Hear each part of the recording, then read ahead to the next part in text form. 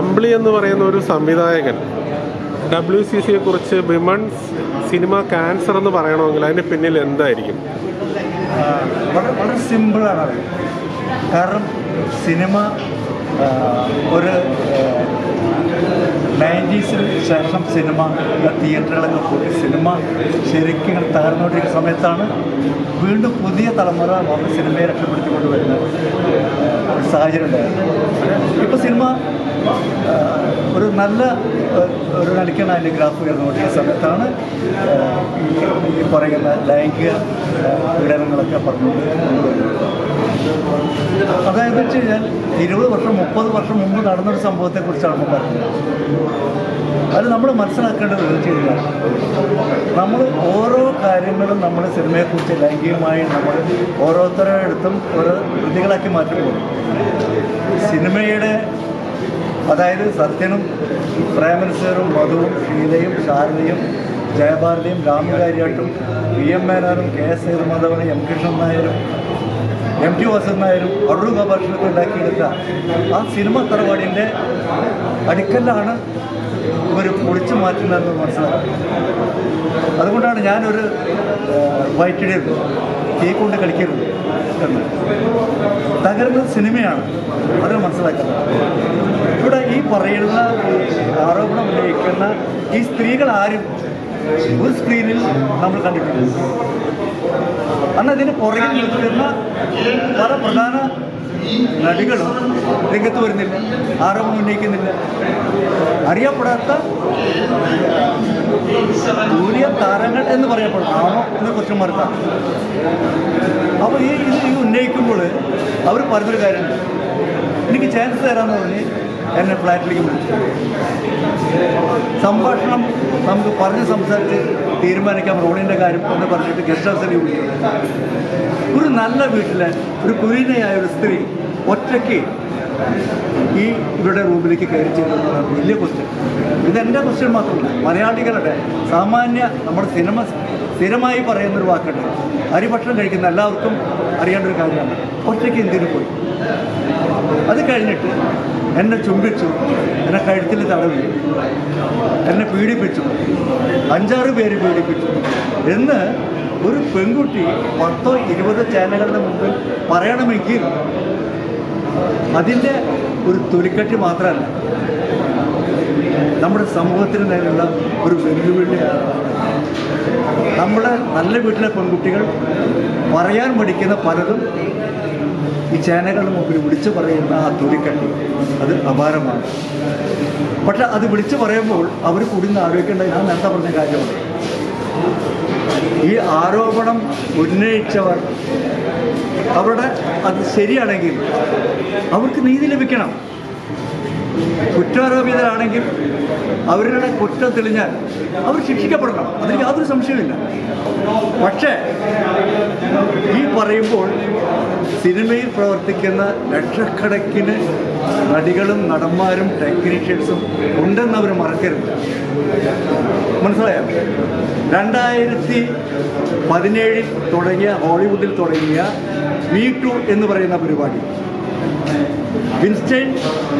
RV വിൻസ്റ്റൈൻ എന്ന് പറയുന്നൊരു പ്രൊഡ്യൂസറെ, അതായത് പാരമൗണ്ടിനും NGM-നും അതേപോലെ വാർണർ ബ്രദേഴ്സിനൊക്കെ വേണ്ടി 20ഓളം സിനിമ എടുത്ത ഒരു വലിയ പ്രൊഡ്യൂസറെ, അദ്ദേഹത്തിൻ്റെ 58ാമത്തെ വയസ്സിലാണ് ഒരു പ്രശസ്തയല്ലാത്ത ഒരു ഓസ്കാറിൻ്റെ ഒരു നോമിനേഷൻ പോലും കിട്ടാത്ത ഒരു നടി അയാളെ ജയിലിലാക്കി. അതുകൊണ്ട് സംഭവിച്ചെന്താണ്? ബോളിവുഡിലെ MGM സ്റ്റുഡിയോ പൂട്ടി. ആ MGM സ്റ്റുഡിയോ പൂട്ടിയിട്ട് ഇപ്പോൾ അത് ആമസോണിൻ്റെ കയ്യിലാണ്. അതിന് തലപ്പത്തിരിക്കുന്നത് ജെന്നിഫർ സെലക്ക എന്ന് പറയുന്ന 24 വയസ്സ് പ്രായമുള്ള ഒരു പെൺകുട്ടിയാണ് അതിന് തലപ്പത്തിരിക്കുന്നത്. ആ കുട്ടിക്ക് എന്ത് ചെയ്യാൻ പറ്റും? ഈ സിനിമയെ എന്ത് തരത്തിൽ വളർത്തിക്കൊണ്ടുവരാൻ പറ്റും? അത് നമ്മൾ മനസ്സിലാക്കാം. അതേപോലെ നമ്മുടെ MGM മെട്രോ ഗോൾഡൻ മേയർ എന്ന് പറയുന്നത്, ആ മാർക്കോസ് ലിയോ എന്ന് പറയുന്ന ഒരു പ്രൊഡ്യൂസറും സാമ്പൽ ഗോൾഡ് എന്ന് പറയുന്നവർക്ക് കൂടിയുണ്ടാക്കിയ MGM. അന്ന് നമ്മുടെ ലോക സിനിമ സംസാരിച്ചു തുടങ്ങിയിട്ടില്ല. 1924 ആഫ്രിക്കയിൽ പോയിട്ട് ഒരു സിംഹത്തിൻ്റെ ഗർജനം ഷൂട്ട് ചെയ്തിട്ട് അത് എംബ്ലമായിട്ട് ഉപയോഗിച്ച MGM അത് പൂട്ടിയ എൻ്റെ സുഹൃത്തുക്കളെ. എത്ര ആൾക്കാർ തൊഴിൽ അവസാനിച്ചു. അപ്പോൾ ഹോളിവുഡ് അന്ന് അവസാനിപ്പിച്ചത് 2017 അവസാനിപ്പിച്ചത്. പിന്നെ ബോളിവുഡ് എന്ന് പറയുന്ന നോർത്ത് ഇന്ത്യ ബോംബെയിൽ അത് തുടങ്ങി വെച്ചു. പക്ഷേ അവിടെ ഭീകരമായ അവസ്ഥ ഞാൻ പറയാൻ പാടില്ല.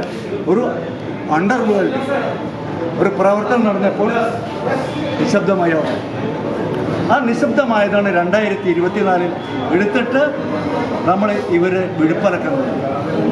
ഈ വിഴുപ്പിറക്കുന്നത് നല്ലതിനാണോ എന്ന് അവർ ചിന്തിക്കണം. ഈ WCC എന്ന പേരിൽ ഇതിൻ്റെ പുറകിൽ നിൽക്കുന്ന ആരൊക്കെയാണെങ്കിലും ഇതിനകത്തൊരു അജണ്ടയുണ്ട്. ആരൊക്കെ ഇതിനകത്ത് വർക്ക് ചെയ്യുന്നുണ്ട്. ഇതൊരു ഹണി ട്രാപ്പാണ്, ഒരു സംശയവും വേണ്ട. ഹണി ട്രാപ്പ് എന്നുള്ള കാര്യം ഞാൻ അടിയവരായിട്ട് തന്നെ പറയുന്നത്. ഒരു കാലഘട്ടത്തിൽ നിങ്ങൾക്ക് എല്ലാവർക്കും അറിയാവുന്ന കാര്യം നമ്മുടെ സിനിമ തിയേറ്ററുകൾ കത്തിച്ചുകൊണ്ടിരുന്നു ഇല്ലേ? ഞാൻ തൃശ്ശൂർ ജില്ലക്കാരനാണ്. എൻ്റെ തൃശ്ശൂർ ജില്ലയിൽ തന്നെ ഏകദേശം 7ഓളം തിയേറ്റർ കത്തിച്ചു. കേരളത്തിലെ പല സ്ഥലങ്ങളിൽ തിയേറ്റർ കത്തിച്ചു. അപ്പോൾ ഒരു അജണ്ടയുണ്ട്, ഇവിടെ സിനിമ പാടില്ല.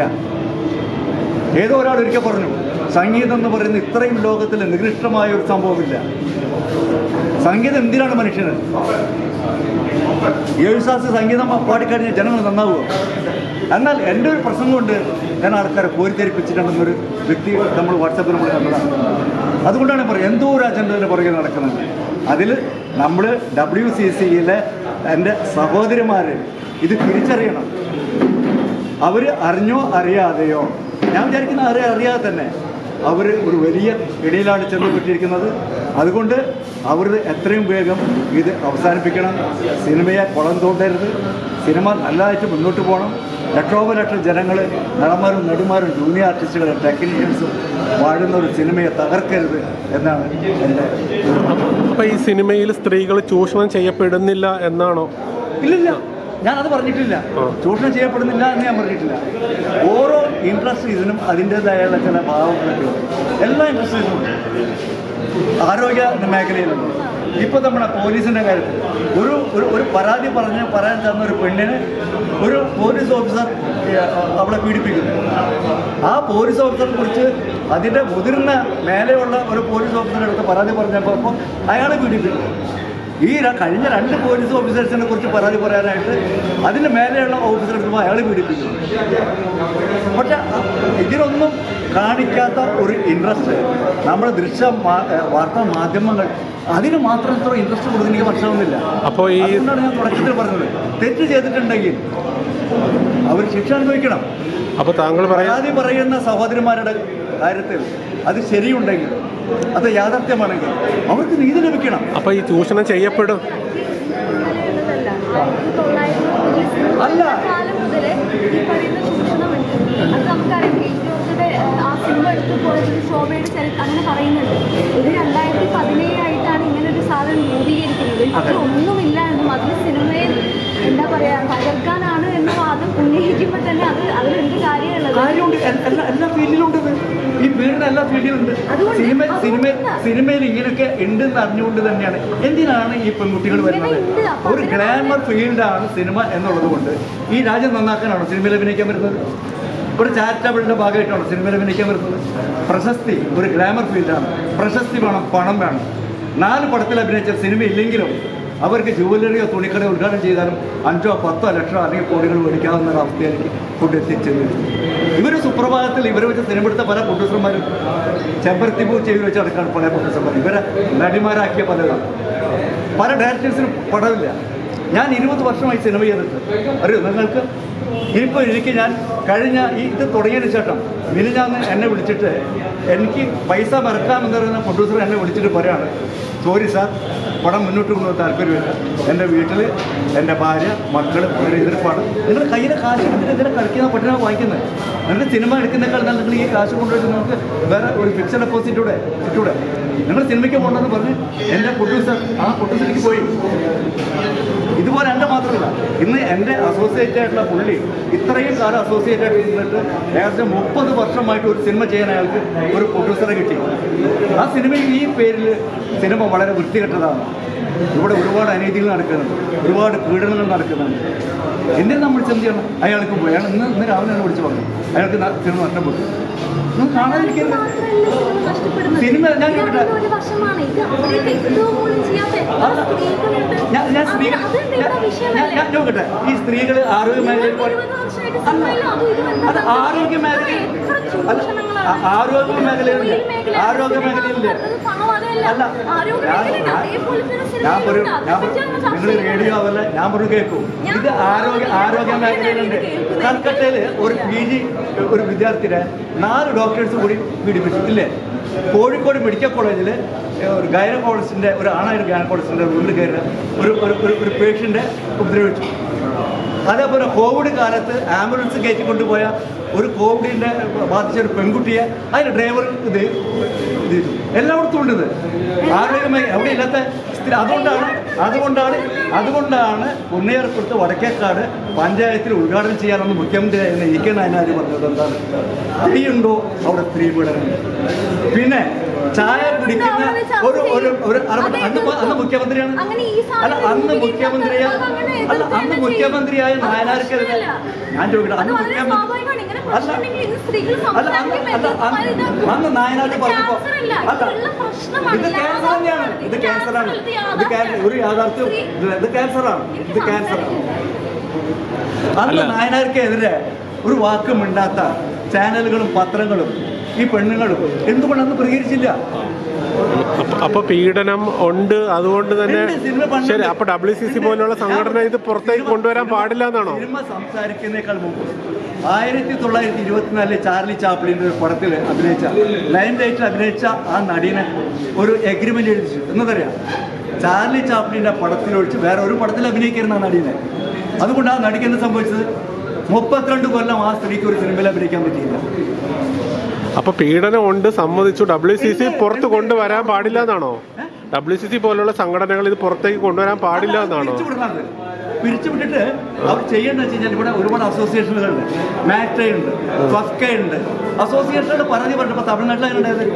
ഇവരുടെ പരാതികൾ ആദ്യം പറയേണ്ടത് അവർക്ക് എന്തിനാണ് യൂണിയൻ, എന്തിനാണ് ഈ സംഘടനകൾ, എന്തിനാണ് ശ്രമിക്കുന്നത്? പക്ഷേ ഈ WCC എന്ന് പറയുന്ന ഈ ലേബലിൽ ഇപ്പോൾ നടന്നുകൊണ്ടിരിക്കുന്ന ഈ വിടുപ്പലക്കല് നമ്മുടെ മലയാള സിനിമയെ തകർക്കുകയാണെന്നതാണ് അഭിപ്രായക്കാരുണ്ട്. അതിന്റെ പേരിൽ എനിക്ക് ക്രൂശിക്കപ്പെട്ടാലും ഒരു കുഴപ്പമില്ല. അതുകൊണ്ട് തന്നെയാണ് ഞാൻ ഇതെന്താണ് ഉദ്ദേശിക്കുന്നത്? ഈ പിക്ചറിനെ കുറിച്ച് ഒന്ന് പറഞ്ഞുതരാമോ? ഇതെന്താ ഉദ്ദേശിക്കുന്നത്?